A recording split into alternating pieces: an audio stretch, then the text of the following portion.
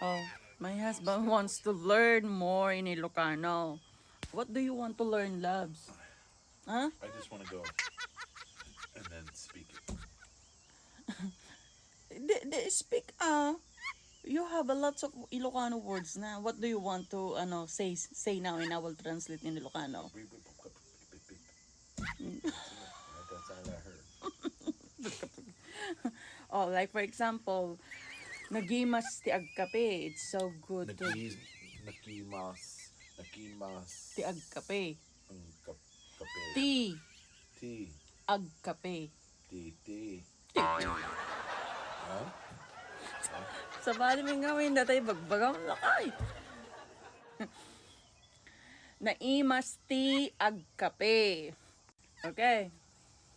Nakimas. Titi. Kapepe.